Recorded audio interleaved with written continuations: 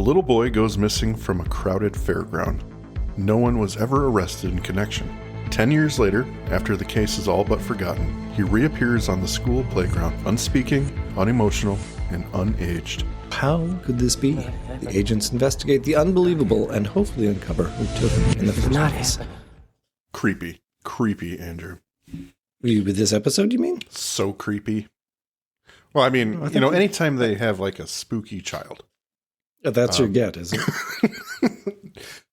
They just stare off into space. They don't say anything. To me, it's the creepy, it's the out of sorts. Like, this is just kind of like unemotional. Right. Like PTSD given voice. Absolutely. I'm seeing in this kid. But this is another one by David Amann. Mm-hmm. He's done, this is his 5th script, so he's done a couple so far. Arguably not as good as his other ones, I'm going to say. Yeah, I mean, it's not a powerhouse. It's not a powerhouse, that's for sure. I would say this one is, I think forgettable is too strong a word, but it's not on the list. Anyone's list, I don't think. So I would agree with you there. We haven't even said the name of it, although people, they can read. Invocation. Exactly. You're here because you're listening to This Is Not Happening, another X-Files podcast with me, Andrew, and my good friend, Mike. Oh, my God. We just do that all the time. Yeah. We don't. We just dive into it. We just go into it because people want shit. They want to hear what they came to hear. They don't want us faffing about, waiting and just sort of nattering on until, we finally get around to doing the thing. Well, they're finally going to talk about the episode 27 minutes in. It's finally happening. Well, maybe it'll be a little less than 27 minutes, but yeah, we'll see. This one, December 2000 was when it hit TV screens. It was written by David Amann. It was directed by a guy named Richard Compton. Do you know anything about? Hey! Before we go on, we have a new person in chat. Somebody has joined the chat. Emily joining the chat. Look at that. Welcome. Just when we thought she would. No, I don't know much about Compton, honestly. Well, he doesn't do a lot. He died in 2007 at the ripe old age of 69. This is his is not his first directorial effort, but it is for the series for X-Files. Yeah. Interestingly enough, one of his first experiences in Hollywood, he played a character on the original Star Trek series. For 2 episodes, he was Technical Officer Washburn. No. It was a red shirt. Uh-oh. He was on it twice, so I'm sure he didn't. He made it through the first episode. That's right. And they're like, we can't have this guy back. Nope. But I was just reviewing or seeing a long emotional review of Galaxy Quest. Oh. Thinking about Guy's character and that, just how great he was. Yeah. Put me in mind of Richard Compton perhaps having similar moments in Star Trek, but that is, we are not doing the Star Trek show. We're doing the X-Files show. Yes. And those are all the notes I have about this show before we start into the actual plot. Unless there's anything you wanted to bring up about Invocation. Nothing that stands out. I think we'll get to most of it in at least final thoughts, at least for me. But for sure. But yeah, I'm ready to tackle this episode. Are you ready to invoke it? No, describing the thing doesn't work. No. Yeah. Maybe they saw us coming 30 years ago. People are going to do podcasts and look for little catchphrases to dive in, and it only works in nautical themes. So yes. Everything else. The nautical episodes are all but over. Yeah, there's no more water. Water is just hard to work with. Mm-hmm. But that is not this, and this is Invocation. So we open in darkness, fading into an overhead shot of a tethered pony ride, with 5 kids on 5 ponies marching around to infinity. Mark Snow's delightful score is punctuated by kids' voices and tinkly bells, letting us know right off the bat that this scene of innocence is going to be debased soon enough. The camera tilts up to show us a festival atmosphere in wide angle with balloons strewn everywhere at Webster Elementary School in Dexter, Oklahoma. The camera stops so that a swing set is in view with a solitary swinger. This is Billy Underwood, dressed in a white t-shirt and denim suspenders, swinging away as kids play around him. Billy calls out to his mom. She's not watching. Rather, she's talking to a friend. Meanwhile, the most emo kid in town looks on, dressed in a brown overcoat and staring at Billy with forlorn eyes through his long, shaggy locks. We get a close-up of Billy's blue backpack, marked with dinosaurs from outer space. And then a profile view of Billy swinging. He's there one swing, gone the next. Mom finally glances over, noticing that Billy is no longer on the swing set. She glances around, can't find him, going into full panic mode as Billy is nowhere to be found. She wanders the fun fair, screaming Billy's name. No Billy. We end on the emo guy holding Billy's backpack, but also no Billy. The guy drops the backpack, walks away. Credits. Yikes. Yep. Well, a few thoughts about this. One. Oh, please. I feel so bad for those fucking ponies. I hate that. I hate it. Can't fucking stand it. I hate humans. Excuse me. Child's just been abducted and you're going to focus on... Well, problem one, all right? The abduction hadn't happened yet, all right? Oh, fair. Okay, of course, and you just turned it off. Just like, nope, cannot do. Cannot do it. No, so Mike is upset about the ponies walking into infinity, and the creepy guy. I know we're talking about 26 years ago at this point, but I have a hard time thinking people wouldn't have clocked that kid, especially the way he's looking around. I take it as given that he's part of the community. Like everyone knows old Ronald. Yeah, very much so. He's a little off. But when he snatches a kid off a swing, nobody saw it. Yeah. I'm okay with the opening. I really am okay with it. It is spooky. It's terrifying, I'm sure, for any parent. Mm-hmm. And shame on the mom. Shame on the mom. She was not watching her child. And even as she deserves everything that happens to her at this point. So, I don't know, man. I think that's a bit harsh. It's a safe environment. She wanted to catch up with Kathy about the fundraiser, and she couldn't be bothered. Look how pregnant I am, Kathy. Look how pregnant I am. So pregnant. I am carrying this balloon like a champ. Yep. So I have a little. I mean, I know it's stylistic. The whole here 1 minute, gone the next. I like that. I like he's swinging and then he's gone behind some people and he's gone. The swing comes back empty. I do like that. Okay, but it's meant to be stylistic, right? It's not meant to be actual. Do you think it's actual? No, I think it's actual because nothing else is stylistic. Tell me how that works if you're Ronald Purnell. What do you mean? I think he was waiting for him and then he snatched him off the swing. I am sure that is doable. Yanked him backwards off the swing? I guarantee that's doable. I'm not going to try it. But Andrew, I've done it before. No. I don't like to talk about it, but I've done it before. I have been yanked off the swing. No. Oh, you were the kid. Was the Yankee. We need to take this conversation in a different direction. Stop the show. We have things to talk about. All right. I believe that is possible.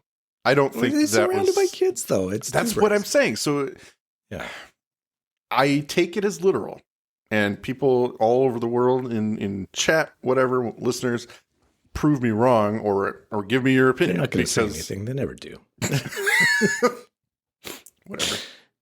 But yeah, I don't think because anything else or nothing else is stylized. So I don't think this is spooky magic. I think it is definitely he was yanked off the swing. I take it as a sort of passage of time filmmaking style device. I think it's like it's the only way it makes sense to me because he's surrounded by kids. Like, who is not going to see that happened? It's kind of ridiculous given how populous that area is to think that Ronnie can just sort of grab what? Billy doesn't say anything. He doesn't yell out, "Oh, hey!" Plot holes. That's what I'm saying. I think the fact that no one clocked this kid, the spooky dude, just doesn't really sit with me. I think it's probably doable. Everyone's in their own little world having fun, but Which is why I think it's a stylistic choice. That it's I had my eyes off him for a second and then he was gone. That reflection of a mother, and it's been given form. Because so much about it it kind of unravels as the plot develops. Like, we're definitely led to believe he is the one. Mm-hmm. He's the guilty party, and in a way he kind of is. But obviously there's some nuance given to that. But in that style of nuance, I think that the abduction is nuanced as well, because I don't think it makes sense, as given that he's yoinked him off the back and nobody saw. And that's all I got there. But did you have other things you wanted to mention about the open? No, I think I agree. I filed my grievances about the ponies, so we're good. I have laid my evidence. All right. Well, we come back to a tracking shot bringing us to the same school 10 years later. The mother, who we'll learn is Lisa Underwood, gets out of her minivan to collect her other son, Josh, who is waiting at the front of the school as dozens of other students stream out. Josh looks awkward and uncomfortable, a state he will emote for basically the whole episode. Mm-hmm. And Lisa comes over. They're looking for you. Notes Josh and indicates the collection of teachers standing nearby a swing set. Lisa approaches as the principal, addresses her. They tried to call, but she must have left already. Eventually, the crowd parts, showing a boy swinging on the set, dressed in the same denim suspenders and white shirt. Lisa is overwhelmed. It's Billy, not a day older than when he disappeared 10 years ago. Though as Lisa approaches a dismounted Billy, he registers no emotion, says no words, as Lisa takes him into her arms, overwhelmed with emotion. We cut to the hospital.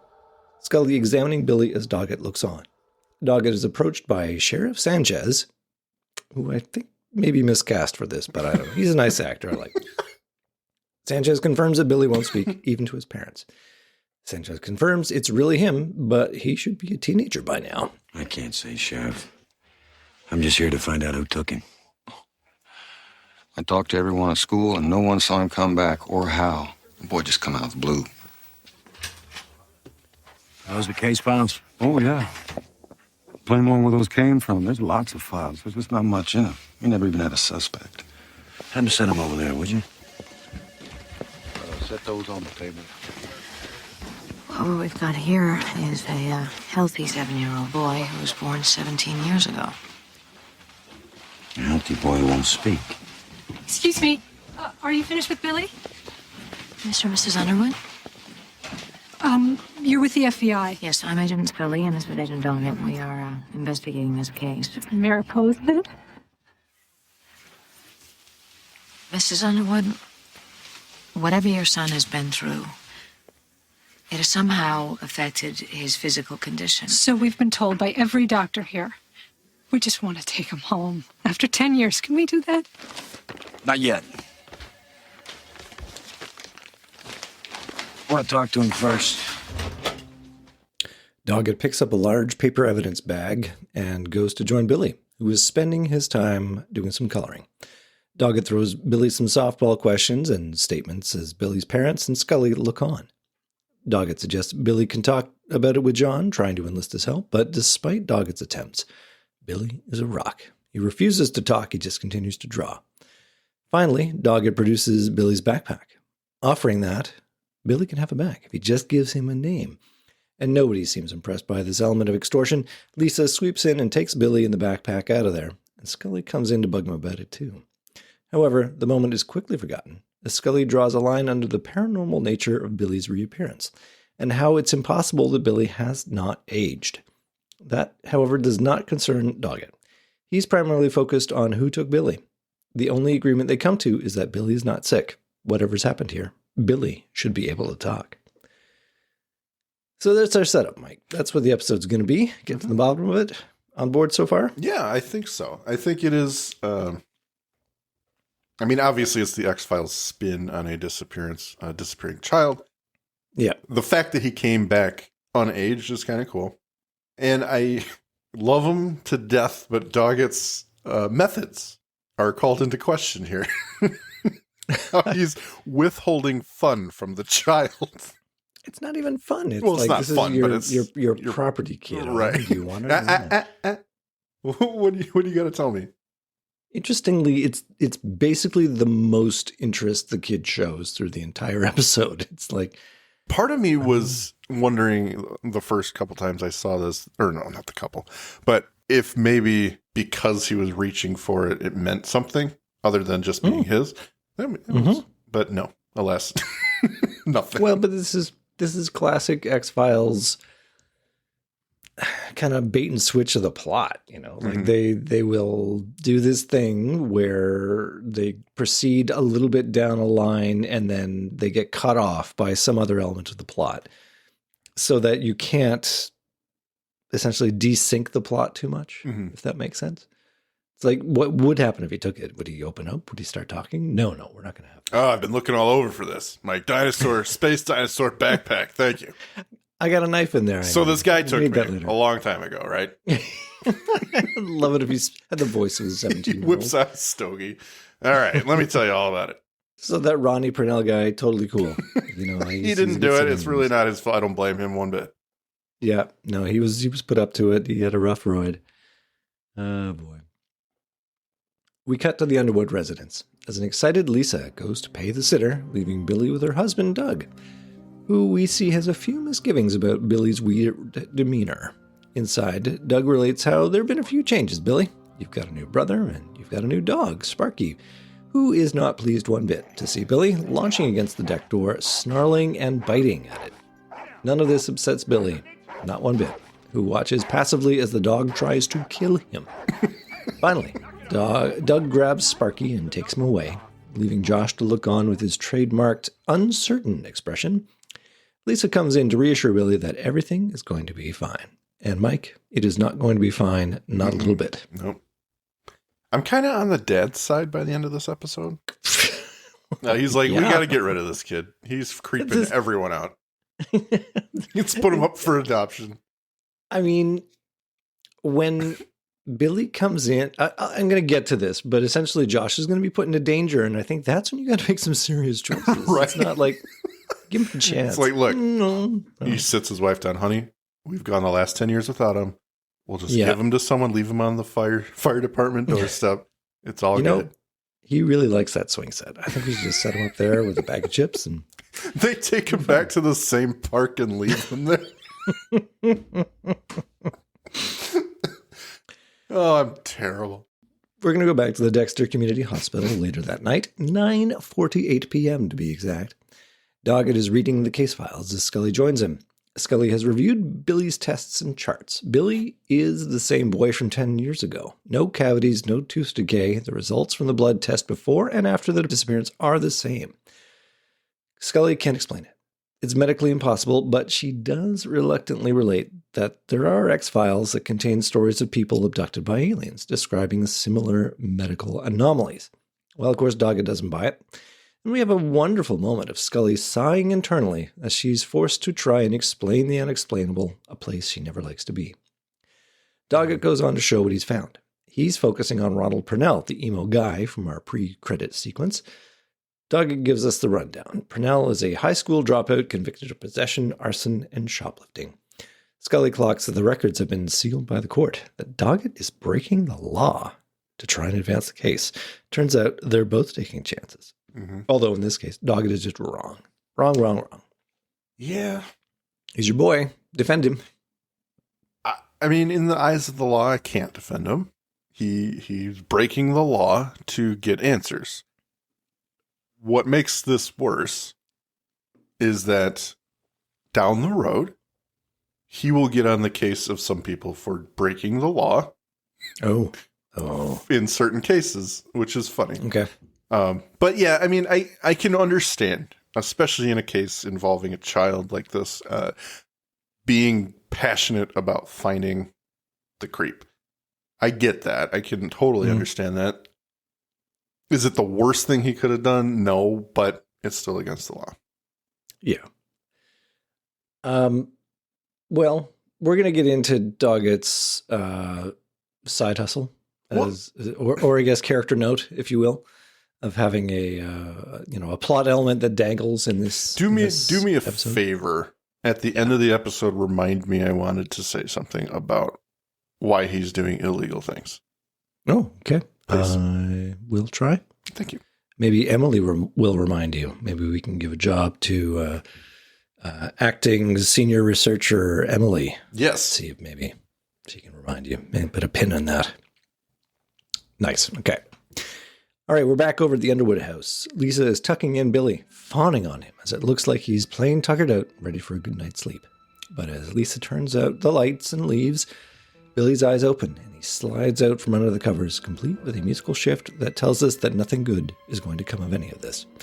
Billy sneaks out of his room and he passes by Lisa and Doug's room, who argue over Billy's recent appearance. Doug is not as into it as Lisa is. Billy walks away, walking over to Josh's room, now holding a wicked hunting knife as he goes. He's seen Rambo. Yeah, basically. He walks into Josh's room, closes the door behind him, and the musical sting tells us that something bad is about to happen. I hate this part. Okay, I feel like, given that this is our first commercial break, this is an appropriate point to check into what is going on with this episode. I mean, I'm on board. Mm-hmm. This part and the next scenes involving Billy, I don't like. Solely because it doesn't make any sense. It's like we're writing the same notes here. I mean, this is literally, and I mean, we're not afraid of spoiling anything. Oh, yeah. By the end of the episode, he's leading people to the perpetrator and his corpse. Not anywhere in that does it say, oh, by the way, I hate my brother. I'm going to stab a knife into the bed or the pillow next to him. There's a lot missing in this script to make the motivation of this character make any sense at all. There is so much they could have done to keep him creepy. Stabbing a knife into his brother's bed is not one of them for me. I don't know. It just doesn't fit. I have to question what Billy wants. You know, what is his motivation? Well, I say that with a skull in one hand and shaking my hand in the other. Right. And I think that's everyone's question at this point. Yeah, what does he want? Why won't he They're just tell trying him? to just keep him creepy. And Exactly. That has to be all this is, because it is such a red herring. It means nothing. No. All we're able to deduce by the end of the episode is he came back hoping to show his parents the perpetrator and get some justice. Oh, a brother. I don't want a brother. I'm going to fucking kill him while I'm here. That's pretty much all they're doing. I don't know. It makes no sense. He has an opportunity to kill the brother, it seems. So if he's interested in killing the brother, it seems to me he could do it. Mm-hmm. Like, I don't think that is his point in doing that with the knife, but right. I'm just being dramatic. No, you're absolutely right. And I'm right there with you with, a paragraph of the notes here of why things are awry at this point. But my main thing is if Billy wants justice, then why on earth doesn't he just open his mouth and say it was Cal Jepsen? Mm-hmm. It's like, I know we need 42 minutes. We need creep factor. But this is it. They're padding out the script to make it creepy. I will accept that Billy, the revenant of Billy Underwood, if we're going to call him, that, he's not a ghost. He's got a form. So he's a zombie or I don't know where he fits Angel? In the supernatural scale. Yeah. Magical thing. Nephilim? Anyway. I don't see him with any keys though. No keys in this episode. So he can be internally inconsistent. I don't mind that. Like, he can have misguided efforts, or he can be essentially mentally unstable and not have a plan which makes sense to us. But the problem is when stuff like this happens and you try and kind of put the pieces together for why he's doing what he's doing, there's no there. Like, there's no end game or rationale for it other than, as you say, to just make him freaking creepy for 42 minutes. So I just think that the putting Josh into danger doesn't really serve that purpose either. Like, it makes a crisis that gets resolved, but I don't know. It's just so weak. It's very weak. Unless I'm missing something, I'm going to watch like a hawk while we continue on. And maybe I missed something, or maybe we missed something about the knife. So, but if you find it, Emily, if you find it, just chime on in, because I don't think it's there. Well, after the commercial, we fade in on a rundown trailer in Baker County, Oklahoma at 7:42 a.m. exactly in the morning. Doggett pulls up in a stop with his rental car, getting out and hailing the trailer for Ronald Purnell. Another car arrives. It's Ronald. We see a woman glance through the window at the scene. That's Ronald's mother. Ronald Purnell. Doggett questions Ronnie about Billy, wanting to know if Billy would know Ronald. But Ronald is legitimately confused when Doggett suggests they go see Billy, and we know Ronnie's confused because he knows Billy is dead, not just disappeared. Doggett just watches as Ronald retreats to the safety of the trailer. Doggett gets back into his car, and pressed by the stressful details of the case, no doubt, he, for no really good reason, decides to look at a photo of another little boy, but Billy's age. It's not discussed. This is, in fact, Luke Doggett, John's son, who has also been kidnapped and disappeared. What? He's got a personal stake in this case, Mike. I'm sure you've got lots to say about it. Yes. In fact, I'll just bring it up now. Okay, so we don't have to worry about it later. That, I can believe, is clouding his judgment. We don't really go into it in this episode, but down the line, we find out Doggett's son has been, was abducted and murdered. So I'm okay that he broke the law in this instance. I get it. It's a mistake. Totally human. And I believe even John, who's a great agent and a great officer, might slip up. Do you think at this moment in the writing of the season, they had that mapped out? That this is, I do. They may not have wanted to resolve it as quickly because during season 9, they weren't sure the show was going to end, but then 9/11 happened and they pretty much, attention was elsewhere in America. So they chose to end it then. And it's like, let's just wrap this up because I do think they had an arc for John. The one thing that bothers me a little bit is if this is as formative a moment for John Doggett as we take away that it is, why is he not in a missing persons, missing children task force, making that his core role? Like he seems to be quite the generalist. So much so that Kirsch can drag him out to make him a task force leader in I guess missing person, I suppose. Yeah. Mulder's the missing person. I suppose it's definitely a road he could have gone down, but I do think obviously and unquestionably there's pain here that he does not like to deal with as they go on with the 2 seasons.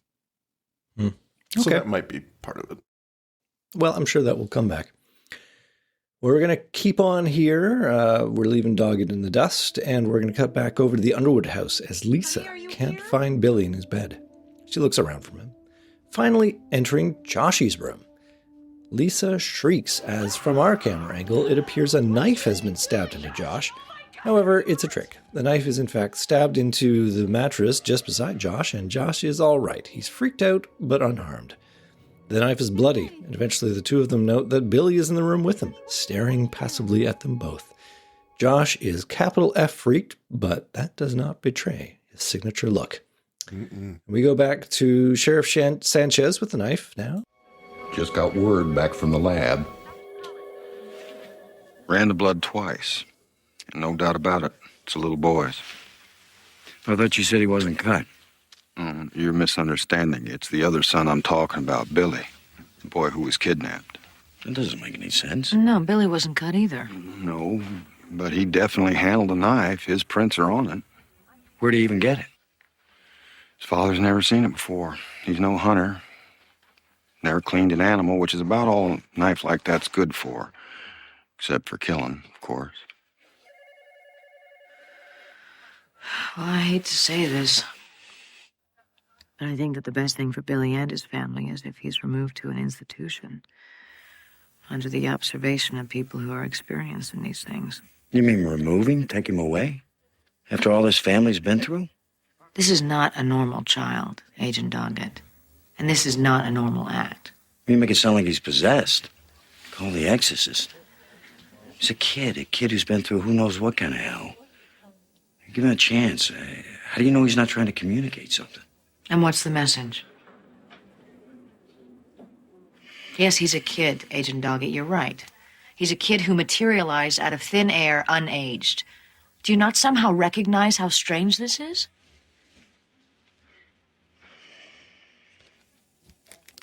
Did anybody notice this symbol? Yeah, yeah. I was gonna mention that to you because it's, kind of weird. Weird how? Well, like I told you, we tried everything to find that boy, and who abducted him went so far as to bring in a police psychic. 10 years back, came up with that very same symbol. Well, how exactly did he come up with it? She, Sharon Pearl. Couldn't say how it came to her. I've seen this symbol before, too. You have? Scully goes into the waiting room where Billy was taken initially and picks up his drawing. It is a field of these 5-pointed symbols. Ooh, spooky, eh, Mike? They're just turning the knife, man. Mm-hmm. Mike, remember those ponies? So I've come to a conclusion. Okay, go for it. My guess here is the knife is what Billy was killed with. And he 100%. materialized it with his blood on it to draw that connection. But, I mean, that's all we have to go on. Like, that's, I guess, I don't know. Well, I mean, there's nothing pointing us that way except it had his blood on it. So I guess that is the only tie. I think you are 100% correct that this is the murder weapon. Does it disappear when Billy disappears? I would imagine. I can only imagine it does too. It is this kid, this Billy the Revenant, is speaking a different language than the agents and everybody who wants to help him. He is like speaking the language of symbols and performance when they just want him to say, "Hey kid, who took you?" And he just can't get with the program. Nope. For whatever reason. He's going to do it his way. It's that time, everyone. The Magus Media Production sales pitch. Please check out our homepage at magusmediaproductions.net so you can stay up to date on all of our shows. Check out our Facebook group, facebook.com/groups/Magus Media Productions, both of which have our Discord link on it, where you can join us for live shows as we record them for future release.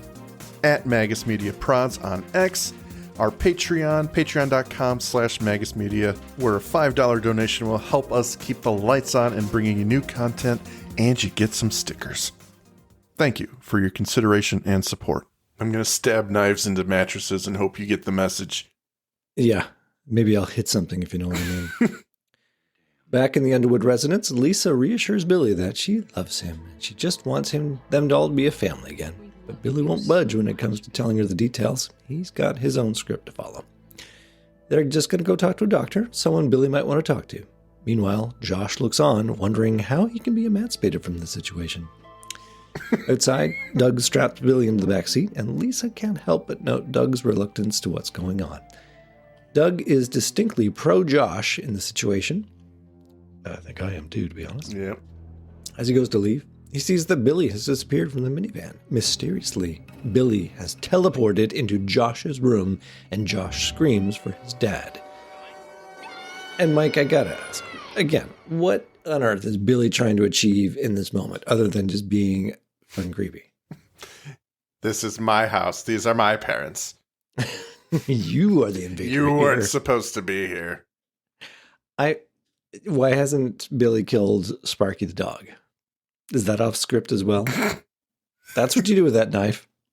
He just buries it in the dog's skull. Impassively looking at Doug as he's like, "Oh, was that your dog? I'm sorry." Now he's mine. Now he's my footrest. Okay, so the list of powers he has now, he can come back to life after 10 years, not a single change on him. He can teleport. He can manifest bloody daggers. Am I missing anything? He can just teleport at will. No. Yeah. Did you say teleport? I did. Oh, I'm sorry. Yeah. So he's a pretty powerful kid. He's pretty powerful. We cut to the Purnell residence. It's as white trash as you can make it in the X-Files. Ronnie's mother hassles him and casually mentions that he has company coming and he won't take your guff. Then the car arrives and Ronnie sees the driver, Cal Jepson, who it seems has a history with Ronnie. However, Cal seems to want to taunt Ronnie. Eventually, Ronnie manages to leave, heading into the woods out back as Cal and Ronnie's mom head inside for a romantic encounter. that Fox is not going to show us because Fox has standards. We're gonna tell you a story about a pedophile, but we're not going to show you sex. We don't want to change the mood too much. I do have to say, as soon as I got to look at this guy's face, I'm like, guilty. He's guilty. Guilty. Yeah. He didn't even have to open his mouth. Oh, yeah. 100%. We follow Ronnie as he finds a remote spot out back, pulling out a small spade to dig up a hole in the earth, producing eventually the small skull of a little boy, and we cut to commercial. Ooh. So, Billy was definitely dead. Or another small child who's not Billy. At least one. I assume you thought it was Billy at the time? Yeah. I think by this point we know he's dead. There has to be. Oh, yeah. I mean, there's no way that obviously this could be a real kid coming back to life or coming back and not aged. So in our heart of hearts, we knew he was already dead. Okay, missed opportunity here. I think this could be the third episode in a trilogy from Sign and Sight and Closure. And he's not good enough. Body. No, he's being returned. The aliens don't want him back. They're like, no, please. We were wrong. We're going to kick him back. It's creepy. 10 years ago, we took him on the eve, and now we're bringing him back. His real parents, they're arrested. They went to jail. No one messes with Santa Claus. Exactly. We go back to the Underwood residence as a woman tests her voice recorder. Doug comes over to Scully and Doggett, providing us with some necessary exposition, I guess. The woman is a psychic, and he is not impressed at the way this is all unfolding. Doggett expresses that they are going to solve this case, damn it. But that really isn't enough for Doug. Rightfully, he says he does not know what's going to become of his family, especially as Billy has a tendency to produce knives out of thin air and stab his brother's bed with them. And not to mention that creepy stare. I mean, really. Doug completes Team Josh, taking his other son with him as they leave so Lisa and Billy can have the session. The psychic is Sharon Pearl, who introduces herself to Lisa and Billy. As Sharon takes Billy's hand, Sharon freezes, announcing that there are very powerful forces at work here, working through the boy, drawing him to his brother. She feels a force coming through Doggett. Sharon announces that Doggett lost someone just like Billy, which unsettles Doggett. And then Sharon has a seizure. Speaking voices, Scully goes over to help, I guess? And the two of them see a raised segment on Sharon's forehead in the shape of the symbol that we found on the knife. Okay, so that happened. Do you make any of that scene? Because I think that scene was about Doggett, not really much else. Pretty much. Aside from the raised forehead vein thing. Yeah. In the scene coming up here, with the tape recorder. Yeah. Hate it. Okay, well, we'll get there. I want to talk about this scene first. You're right. Yes, they definitely wanted to cement why he was looking at a picture in his car. We could have kind of pieced it together, but now we know for sure something's going on with Doggett. And most likely a son. So this was for him. This was for the audience. I think it was, but the only other nuggets that actually relate to the episode or the case at hand are Sharon saying there are powerful forces at work here, drawing the boy to his brother. So as much as I don't like it, the episode is trying very hard to show Billy as an antagonist to Josh. Maybe he's pissed off because Mommy was showing off her belly at the fair.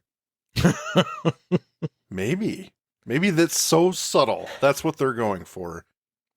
Okay, if we unpack that beginning part, with Josh, with Billy saying, "Watch me, Mom, you're not watching." Mm-hmm. I suppose you can say there is that element of, I've got a new baby brother or sister on the way, and Mom isn't paying as much attention to, I guess, me as it's as good an explanation as anything. And if that's the case, I don't think that's the case because she doesn't look down and smile and rub it. I mean, she's got her hands on it the whole time, but a lot of pregnant women do that. You know, so I have no indication that she's showing off her stomach to the lady. But maybe that's what's going on. It could be. I think there's a script page missing if that's the case, because it's certainly not, there's not enough stuff there to make us, see that. Like, we're teasing that out. Yeah. To make the episode make sense. We are trying, ladies and gentlemen. We are trying. All right. So we go back to the Purnell trailer as Ronnie emerges from the backwoods. Cal emerges from the trailer to intercept him. Ronnie failing to start his car in a desperate attempt to escape. Cal brings himself and his beer over to taunt Ronnie. Cal relates that he's heard the cops came to talk to Ronnie and demands Ronnie's attention by smashing his beer bottle, proving to us he's a villain.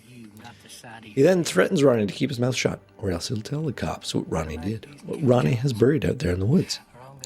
He cuts Ronnie with his bottle, but before things can escalate, Ronnie's mother comes out to ask what's going on, and an innocent Cal tells her they're just talking about cars. And Ronnie finally gets his to start, tearing out of there. All right, so we need a little clarification here. Do we believe Cal that Ronnie killed Billy? No. That's the version of I don't believe it. I selling. think he's convinced him as a victim that he's just as guilty as he is. And or maybe Cal did the killing and, manipulated Ronnie to do the burying. Oh, yeah, I'm sure he buried him.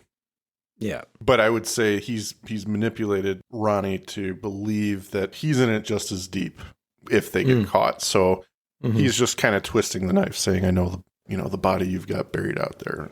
Blah, blah, blah. I mean, I think there are the bones of an interesting episode in here that don't involve Billy.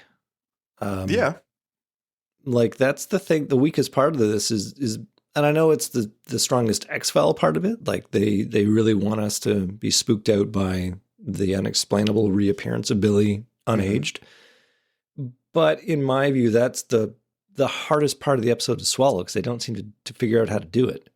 Yeah. Whereas the really interesting stuff is the relationship between Cal and Ronnie, and what is clearly the one manipulating the other, even in an unspoken way. Like, Cal has this power over Ronnie, even if he's not present. So, like, that's really interesting. Yeah. I mean, it's tough, but that's what makes it interesting, right? Whereas, I mean, God love him, the kid's only 7 or whatever, but Billy, the actor who plays Billy, isn't emotive enough to make me care. Josh isn't much better. So yeah, freaking kids, man. Can't get acting out of them. Well, in the case of Billy, it's 2 kids. They're played by twins. True. I think that's a union rules thing. Like, if you have kids, they can only work so much. So around it, absolutely. Plus, I mean, one might be better than the other, and you have a schedule.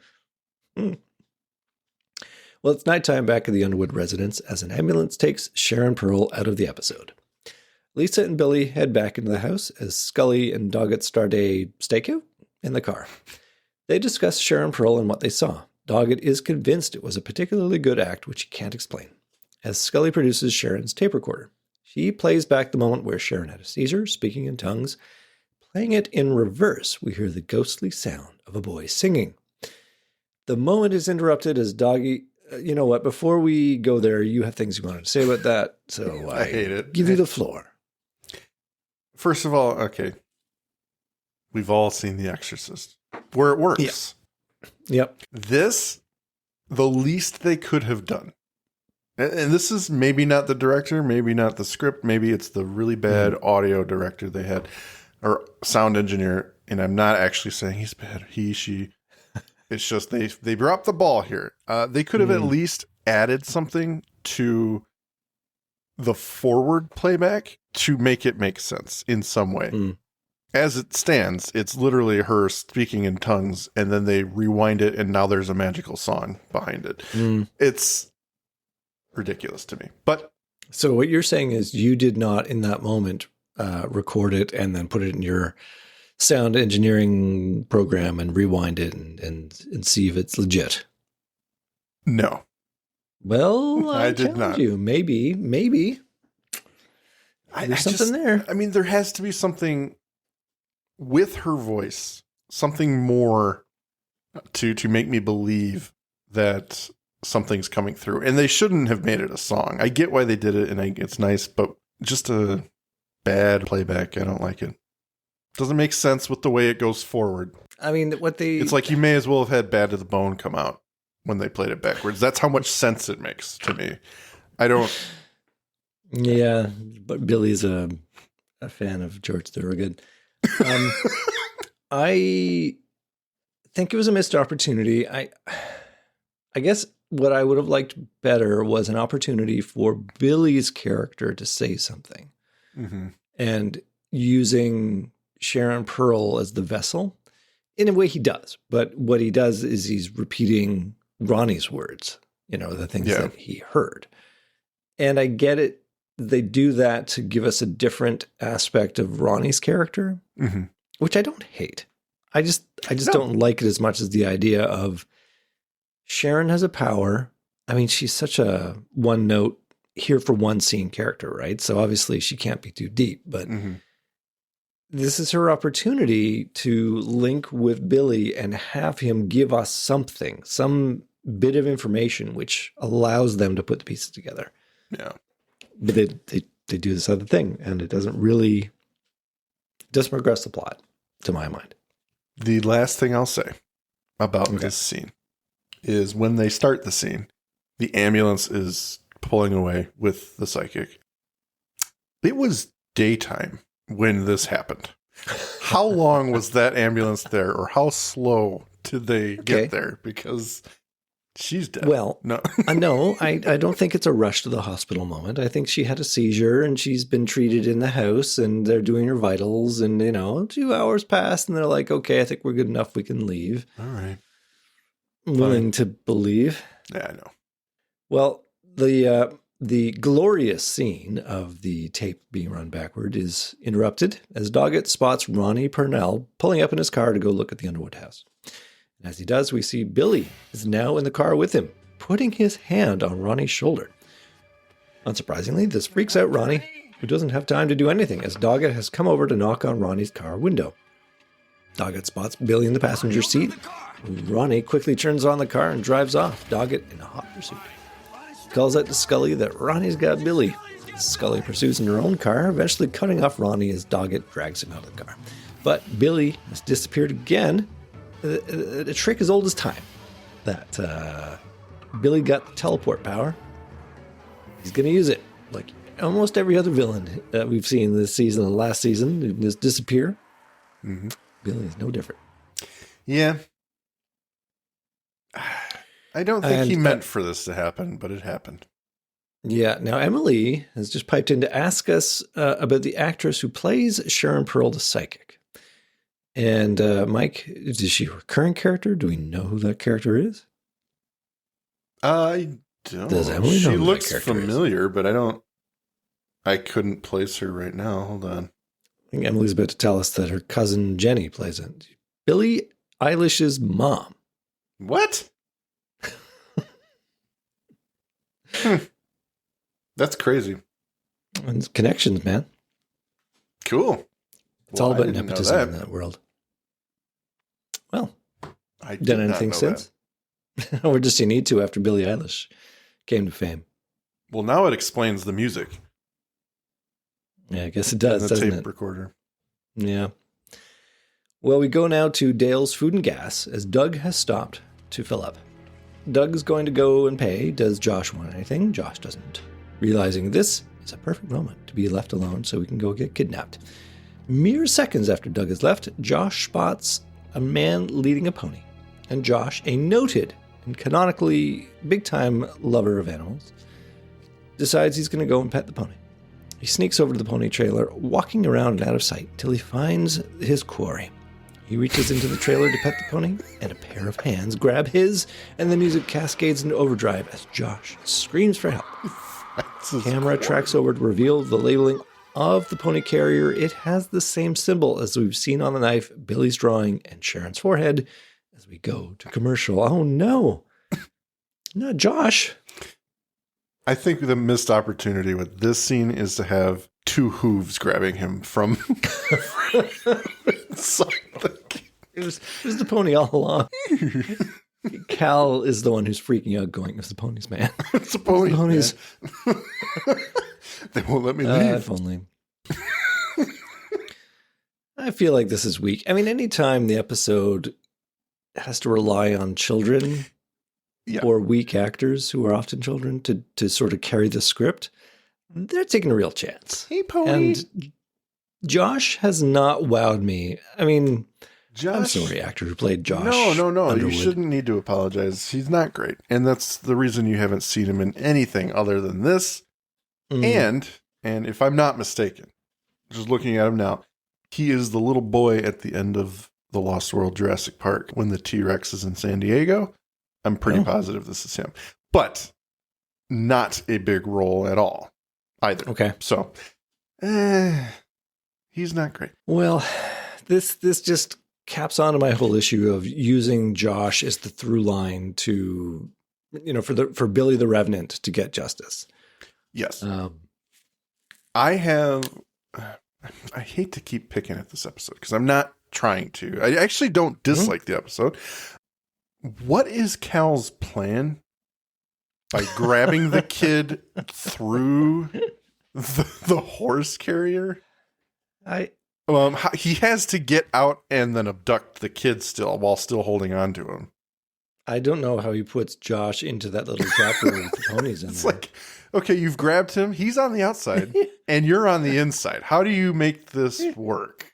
You tie his elbows together and just drive away. I mean, Josh is tied to the outside. He's just dragging along.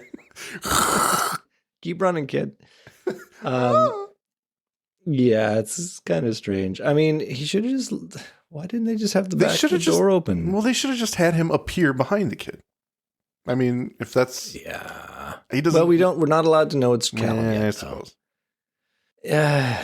Okay. We're going to try and get through this. Let's do it. This is taking too long. All right. We come back from commercial to our agents arguing and correctly noting that everything about this episode is impossible. Doesn't make sense. Yeah. He took Billy. Couldn't have. How you gonna back that up with Billy now missing from his home? By the certain knowledge that not 5 minutes earlier, I saw him enter his home with his mother.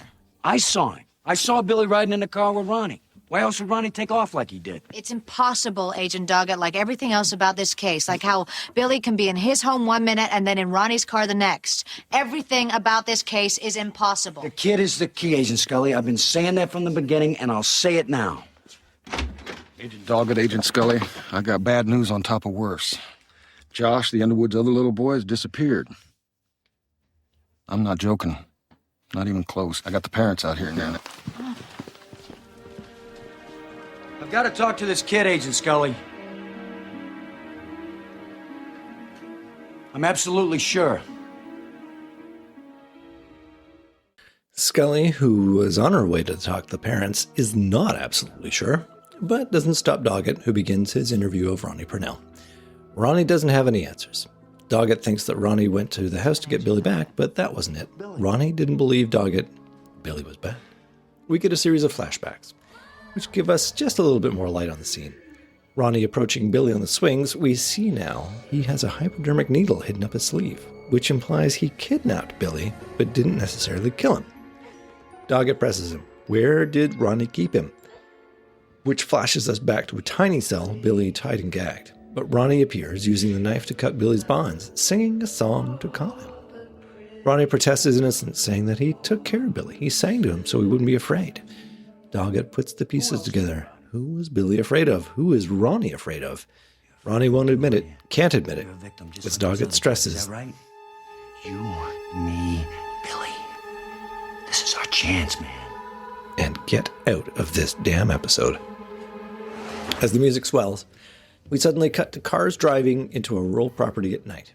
Scully and Doggett emerge from theirs to rush to the pony trailer, now visible with its full logo, Cal's Pony Ride-Along.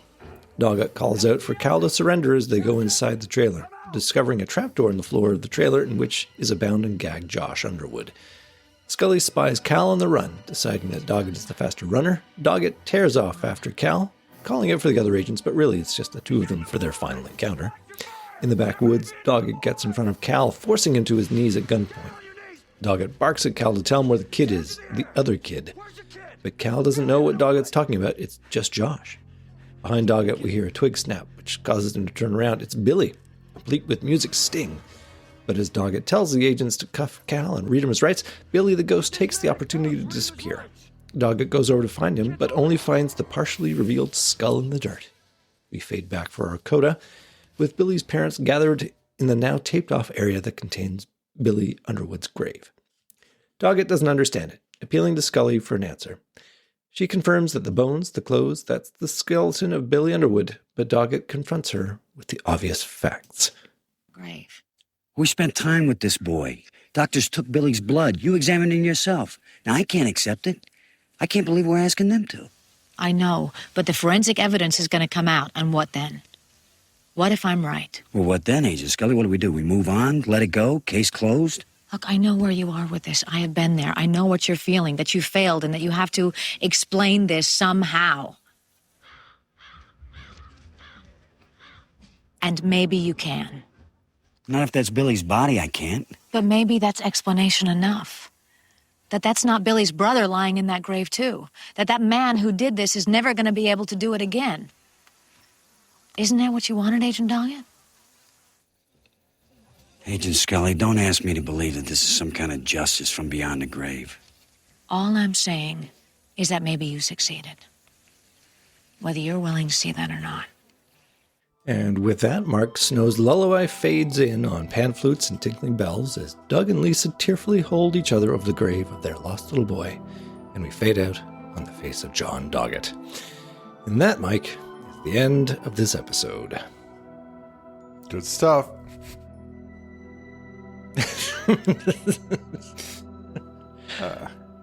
No, it's fine. Yeah. It's fine.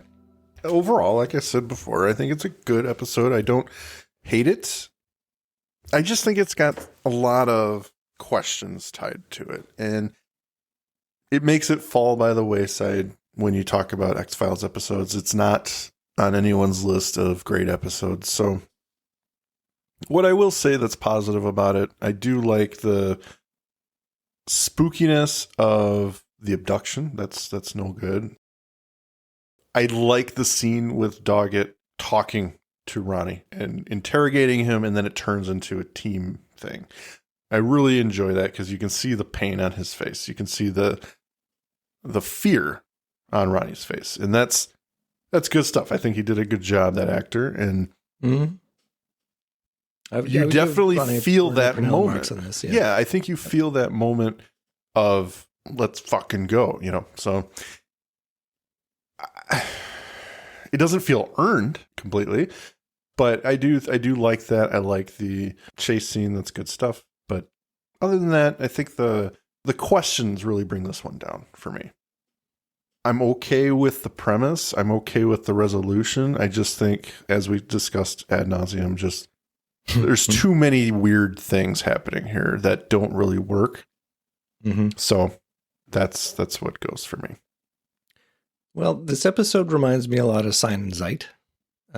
With a plot device so awkward, it's clearly been contrived to fit the needs of the script.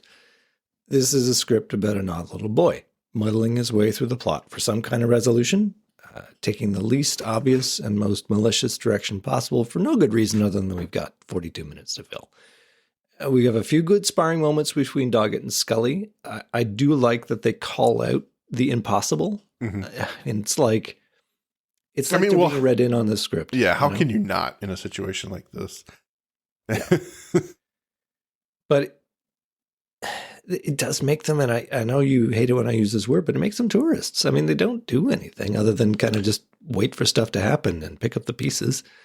Yeah. I mean, you got to say Doggett's trying. Like, he's really pushing the boundaries of what's legal in order to get information. It gets him Ronnie Purnell, and I suppose that does something, but I don't think that what is the resolution of this episode if they don't show up? Like, you've got Josh has been collected by Cal Jepsen. I guess he throws the justice at the hands of the local PD. That is the swing for the fences of Billy. coming back. So it feels like he kind of wants vengeance, but I don't think he does in a way. I mean, I do think it's maybe less he on just vengeance and just more on justice. I think maybe he just is. Okay, I'm going to, speaking of swinging for the fences, I'm going to do that for the plot here. He's a malicious spirit. We get that plenty of times. We get a lot of warning about him being malicious. Sparky the dog knew. So what we're left with what we're left with is he is coming back to see this fate which consumed him. He wants it to consume Josh. He's got it out for Josh for no good reason other than Josh is nearby. So somehow he engineers it so that Josh is in a dangerous situation and Josh gets himself caught. Unlikely. I cannot buy that. I cannot buy that. Because it's so ridiculous. It's so ridiculously convoluted. You stay in that car and you're fine, Josh. But, for whatever reason. And just so happens that Cal's there with his horsies. Billy has not got a great plan here other than just to be freaky. So, okay. Well, I'm going to get to the end of this here. We have a few good sparring moments between Doggett and Scully, and we've got a new plot thread in the form of Doggett's own cross to bear. But other than that, I don't find a lot in this episode. Scully literally underlines the fact that everything in this episode is impossible, and yet here they are. You know that I do not like it when the plot's answered with magic as the answer, and that's essentially what we have here. Billy can do what he can do because the plot lets him. There's no reason for it. Mm-hmm. So I've basically checked out of this episode by a certain point. Probably when the knife shows up and he stabs the mattress, I'm like, what the heck? I did just. Yeah. I have always contended the best episodes of the X-Files were the ones that really ride that line between reality and fiction. You could, if you look at it scantly, go, that could happen. Mm. Or I'm just superstitious enough I could believe that could happen. Whereas everything in this episode, no. And it's not consistent enough for us to even try and derive some meaning. So I think it's a bit of a hot mess. That's where I stand on it. Fair enough.